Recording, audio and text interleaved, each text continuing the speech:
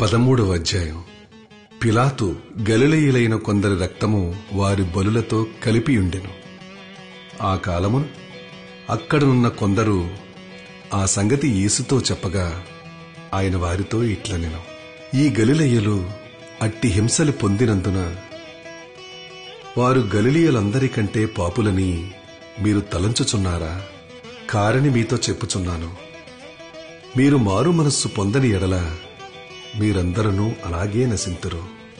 మరియు సిలోయములోని గోపురము పడిచచ్చిన ఆ 18 మంది యెరూషలేములో కాపురమున్న వారందరికంటే అపరాధులని తలంచుచున్నారా? కారని మీతో చెప్పుచున్నాను, మీరు మారు మనస్సు పొందని ఎడల మీరందరూ అలాగే నశింతురు. మరియు ఆయన వారితో ఈ ఉపమానము చెప్పెను: ఒక మనుష్యుని ద్రాక్ష తోటలో అంజూరపు చెట్టు ఒకటి నాటబడి ఉండెను. అతడు దాని పండ్లు వెదక వచ్చినప్పుడు ఏమీ దొరకలేదు. గనుక అతడు, ఇదిగో 3 ఏండ్ల నుండి నేను ఈ అంజూరపు చెట్టున పండ్లు వెతకవచ్చుచున్నాను, గాని ఏమీ దొరకలేదు. దీనిని నరికివేయుము, దీనివలన ఈ భూమియు ఏల వ్యర్థమైపోవలెనని ద్రాక్షతోట మాలితో చెప్పెను.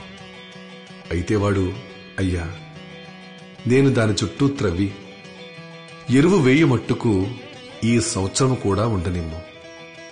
అది ఫలించిన సరి, లేని ఎడల నరికించి వేయుమని అతనితో చెప్పెను. విశ్రాంతి దినమున ఆయన యొక్క సమాజ మందిరములో బోధించుచున్నప్పుడు 18 ఏండ్ల నుండి బలహీనపరుచు దయ్యము పట్టిన యొక్క స్త్రీ అచ్చట నుండెను. ఆమె నడుము వంగిపోయి ఎంత మాత్రమునూ చక్కగా నిలువబడలేకుండెను. యేసు ఆమెను చూచి రమ్మని పిలిచి, అమ్మా, నీ బలహీనత నుండి విడుదల పొందియున్నావని ఆమెతో చెప్పి ఆమె మీద చేతులుంచగానే ఆమె చక్కగా నిలవబడి దేవుని మహిమపరచెను. యేసు విశ్రాంతి దినమున స్వస్థపరిచినందున ఆ సమాజ మందిరపు అధికారి కోపముతో మండిపడి జన సమూహమును చూచి, పనిచేయదగిన 6 దినములు కలవు గనుక ఆ దినములలోనే వచ్చి స్వస్థత పొందిడి, విశ్రాంతి దినమందు రావద్దని చెప్పెను. అందుకు ప్రభువు, వేషధారులారా, మీలో ప్రతివాడునూ విశ్రాంతి దినమున తన ఎద్దునైనను గాడిదనైనను గాడి యొద్ద నుండి విప్పి తోలుకొని పోయి నీళ్లు పెట్టును గదా. ఇదిగో 18 ఏండ్ల నుండి సాతాను బంధించిన అబ్రహాము కుమార్తె అయిన ఈమెను విశ్రాంతి దినమందు ఈ కట్ల నుండి విడిపింపదగదా అని అతనితో చెప్పెను. ఆయన ఈ మాటలు చెప్పినప్పుడు ఆయన నిద్రించిన వారందరూ సిగ్గుపడిరి. అయితే జన సమూహమంతయు ఆయన చేసిన ఘనకార్యములన్నిటినీ చూసి సంతోషించెను. ఆయన, దేవుని రాజ్యము దేనిని పోలియున్నది? దేనితో దాన్ని పోల్తును? ఒక మనుష్యుడు తీసుకుని పోయి తన తోటలో వేసిన ఆవగింజను పోలియున్నది. అది పెరిగి వృక్షమాయెను. ఆకాశ పక్షులు దాని కొమ్మలయందు నివసించెననెను. మరలా ఆయన, దేవుని రాజ్యమును దేనితో పోల్తును? ఒక స్త్రీ తీసుకుని అంతయు పులిసి పొంగు వరకు 3 కుంచముల పిండిలో దాచిపెట్టిన పొల్లని పిండిని పోలియున్నదని చెప్పెను. ఆయన యెరూషలేమునకు ప్రయాణమైపోవచ్చు బోధించుచు పట్టణములలోనూ గ్రామములలోనూ సంచారము చేయుచుండెను. ఒకడు, ప్రభువా, రక్షణ పొందువారు కొద్దిమందేనా అని ఆయనను అడుగగా ఆయన వారిని చూచి, ఇరుకు ద్వారమున ప్రవేశింప పోరాడుడి, అనేకులు ప్రవేశింపజూతురు గాని వారి వలన కాదని మీతో చెప్పుచున్నాను. ఇంటి యజమానుడు లేచి తలుపు వేసిన తరువాత మీరు వెలుపల నిలిచి తలుపు తట్టి, అయ్యా, మాకు తలుపు తీయమని చెప్పనారంభించినప్పుడు ఆయన, మీరెక్కడి వారో మిమ్మును ఎరుగనని ఉత్తరము మీతో చెప్పును. అందుకు మీరు, నీ సముఖమందు మేము తిని త్రాగుచుంటుమే, నీవు మా వీధులలో బోధించితివే అని చెప్పసాగుదురు. అప్పుడాయన, మీరెక్కడి వారో మిమ్మును ఎరుగనని మీతో చెప్పుచున్నాను. అక్రమము చేయు మీరందరూ నా యొద్ద నుండి తొలగిపొండని చెప్పును. అబ్రహాము, ఇస్సాకు, యాకోబులను, సకల ప్రవక్తలను దేవుని రాజ్యములో ఉండుటయు, మీరు వెలుపలికి త్రోయబడుటయు మీరు చూచినప్పుడు మీరు ఏడ్చుచూ పండ్లు కొరుకుతారు.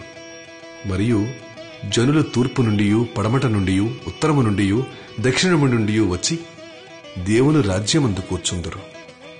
ఇదిగో, కడపటి వారిలో కొందరు మొదటివారగుదురు, మొదటి వారిలో కొందరు కడపటి వారగుదురని చెప్పాను. ఆ గడియలోనే కొందరు పరిసయ్యులు వచ్చి, నీవిక్కడ నుండి బయలుదేరిపోమ్ము, హేరోదు నిన్ను చంపగోరుచున్నాడని ఆయనతో చెప్పగా, ఆయన వారిని చూచి, మీరు వెళ్లి ఆ నక్కతో ఇలాగు చెప్పుడి, ఇదిగో, నేడును రేపును నేను దెయ్యములను వెళ్లగొట్టుచు రోగులను స్వస్థపరచుచు నుండి 3వ దినమున పూర్ణసిద్ధి పొందెదను. అయినను నేడు రేపు ఎల్లుండి నా త్రోవను నేను పోవుచుండవలెను. ప్రవక్త యెరూషలేమునకు వెలుపల నశింపవల్లపడదు.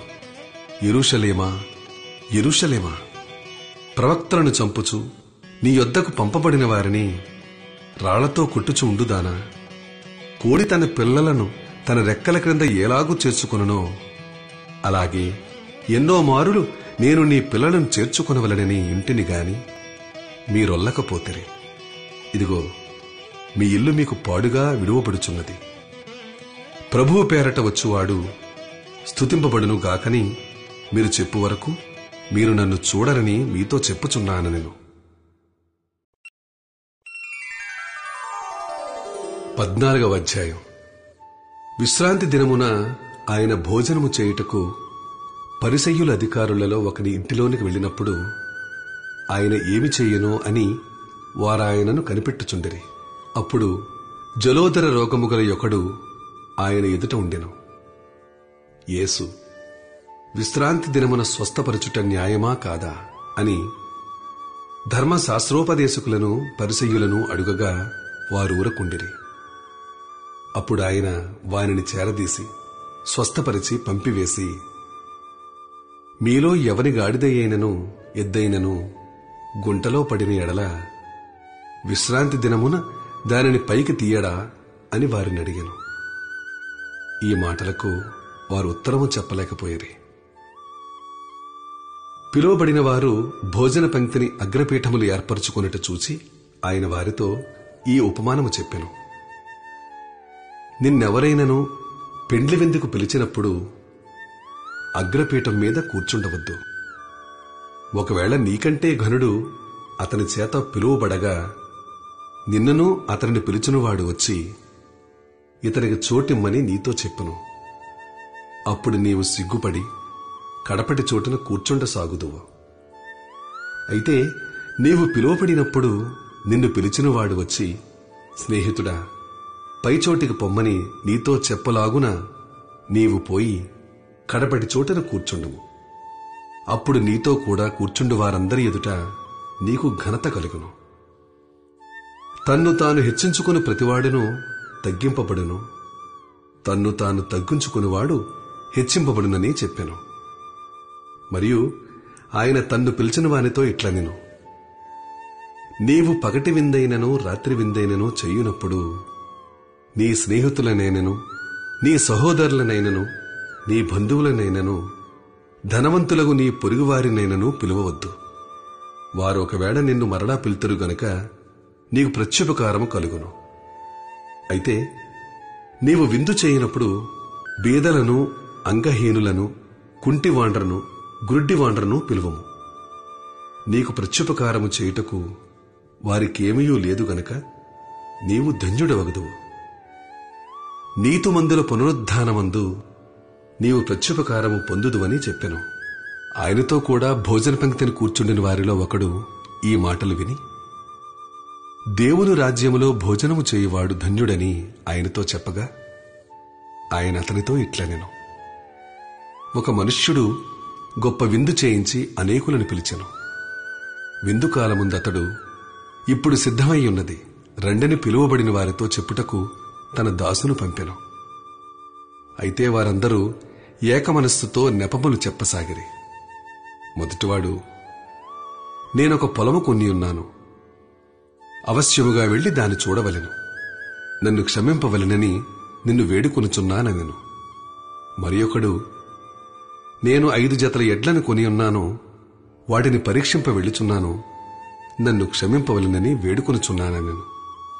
మరి ఒకడు, నేనొక స్త్రీని వివాహం చేసుకున్నాను, అందుచేత నేను రాలేనెను.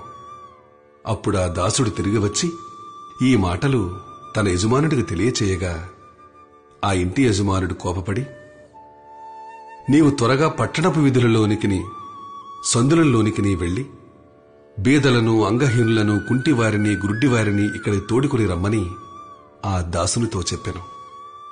అంతట దాసుడు, ప్రభువా, నీవాజ్ఞాపించినట్టు చేసితిని గాని ఇంకనూ చోటున్నదని చెప్పెను.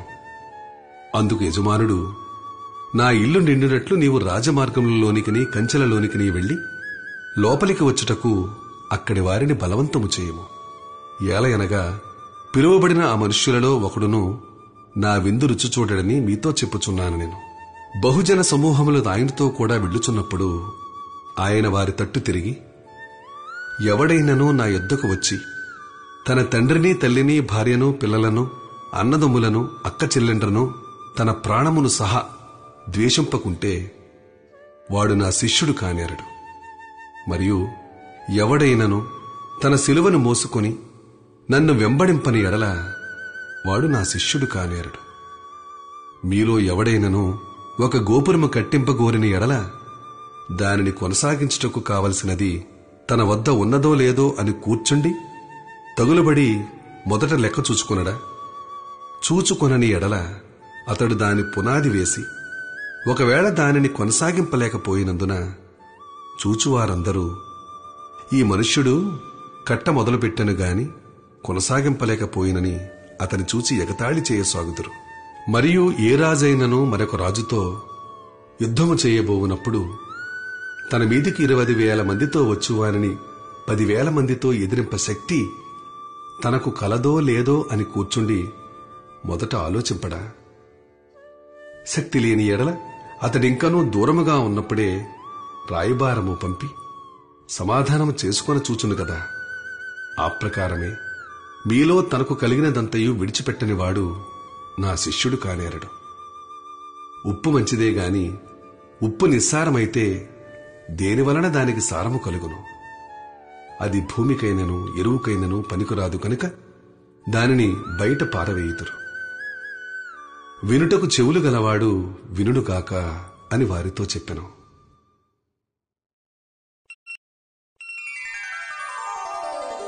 15వ అధ్యాయం.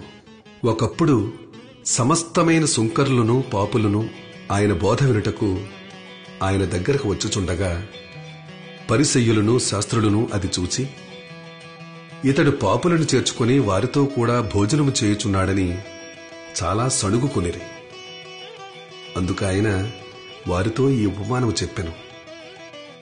మీలో ఏ మనుష్యునికైనాను 100 గొర్రెలు కలిగి ఉండగా వాటిలో ఒకటి తప్పిపోయిన ఎడల అతడు 99 అడవిలో విడిచిపెట్టి తప్పిపోయినది దొరకు వరకు దానిని వెతక వెళ్ళడా?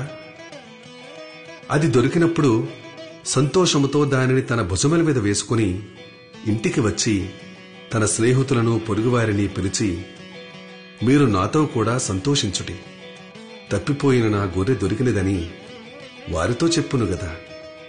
అటువలే మారు మనస్సు అక్కరలేని 99 మంది నీతిమంతుల విషయమై కలుగు సంతోషము కంటే మారు మనస్సు పొందు ఒక్క పాపి విషయమై పరలోకమందు ఎక్కువ సంతోషము కలుగును.